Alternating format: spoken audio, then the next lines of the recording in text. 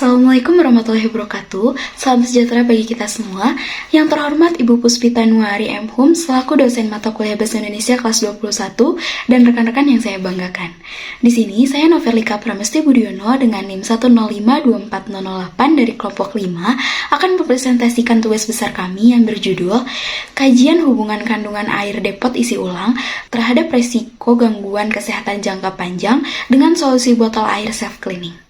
Baik, mari kita mulai dari latar belakang. Seperti yang bisa dilihat di atas, jadi air ini adalah komponen vital yang menyusun sekitar 70% tubuh manusia dan pastinya krusial untuk keberlangsungan hidup manusia.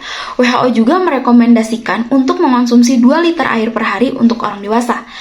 Tetapi, kuantitas air ini sendiri harus dibarengi dengan kualitas air itu. Jadi, menurut Permenkes RI, air layak minum harus tidak berwarna, tidak berbau, tidak berasa, dan memiliki pH antara 6,5 hingga 8,5. Air yang tercemar dapat mengandung bakteri patogen seperti E. coli dan Salmonella yang berbahaya bagi kesehatan. Di tengah masyarakat, depot air minum isi ulang atau biasa disingkat menjadi DAMIU menjadi pilihan populer karena harganya yang terjangkau. Namun, kualitasnya seringkali diragukan. Sebuah studi pendahuluan di Kabupaten Bandung Barat menemukan bahwa 6 dari 8 DAMIU tidak memenuhi persyaratan karena mengandung koliform.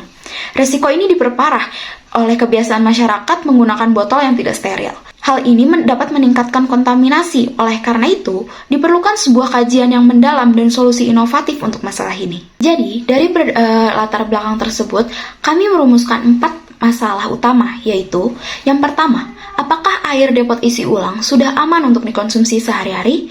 Yang kedua, apa saja resiko kesehatan akibat konsumsi air yang tidak memenuhi standar? Yang ketiga, apa alasan terbesar masyarakat Jatinangor masih mengonsumsi air depot? Lalu yang terakhir, apakah parameter pH dan TDS air depot di Jatinangor sudah sesuai standar? Sejalan dengan itu, tujuan penelitian kami adalah untuk menilai tingkat keamanan air depot, mengidentifikasi resiko kesehatan, menganalisis alasan masyarakat memilihnya, serta mengukur kadar pH dan TDS air depot di Jatinangor. Untuk mencapai tujuan tersebut, pastinya kami menggunakan metode penelitian. Metode penelitian yang kami gunakan adalah metode penelitian kualitatif. Pengumpulan data dilakukan melalui 3 teknik utama, yaitu studi literatur, penyebaran angket, dan survei lapangan di sekitar Jatinangor dengan melakukan pengujian sampel air secara berlangsung. Selanjutnya, dari hasil survei yang kami lakukan terhadap 20 responden di Kecamatan Jatinangor, kami menemukan bahwa setengah dari responden pernah mengonsumsi air depot. Mayoritas besar yaitu 95% menyatakan bahwa ada perbedaan kualitas antara air depot dengan air kemasan. Dan yang mengkhawatirkan, 70% pernah mengalami kejadian kurang mengenakan terkait air depot dengan keluhan utama seperti rasa yang aneh dan bau tidak sedap. Untuk memvalidasi kekhawatiran ini, kami melakukan uji lapangan terhadap 8 sampel depot dan 6 merek air kemasan, yang berarti sampel yang ada adalah 15 sampel. Hasilnya menunjukkan bahwa hampir seluruh sampel memiliki kadar pH dalam rentang aman, yaitu 6,5 hingga 8,5. Namun, ada satu pengecualian. Pada botol merek kemasan yaitu Amidis, yang hasil ujinya menunjukkan pH 5,9 yang berada di bawah standar. Untuk kadar TDS, semua sampel yang diuji berada jauh di bawah ambang batas aman, yaitu 500 ppm.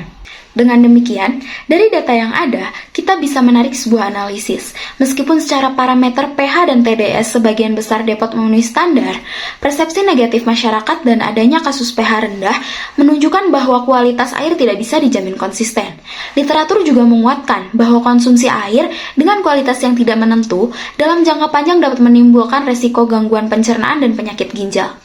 Hal ini menegaskan adanya kebutuhan mendesak untuk sebuah solusi praktis. Jadi, untuk menjawab tantangan tersebut, kami mengusulkan sebuah solusi produk, yaitu botol air self-cleaning dengan teknologi UVC. Produk ini adalah sebuah tumbler reusable yang dirancang untuk mensterilkan air minum secara otomatis. Teknologi ini intinya adalah sinar UVC yang terbukti efektif merusak DNA dan RNA mikroorganisme seperti bakteri dan virus, sehingga membuat mereka tidak berbahaya. Pastinya, produk ini memiliki keunggulan-keunggulan utama, yaitu seperti sterilisasi efektif, yaitu mampu membunuh hingga 99,9% mikroorganisme tanpa bahan kimia.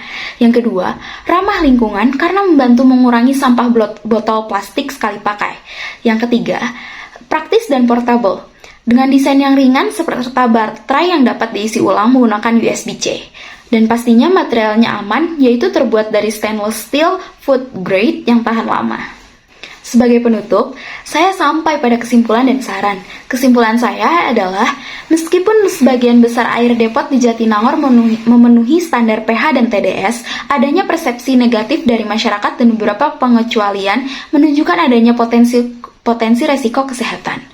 Oleh karena itu, inovasi produk seperti botol air self-cleaning UVC ini dapat menjadi solusi yang efektif untuk menyediakan air minum yang lebih aman.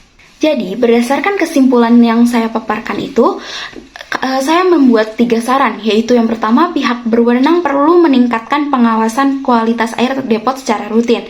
Yang kedua, perlu adanya edukasi lebih yang masif kepada masyarakat tentang pentingnya kualitas air minum.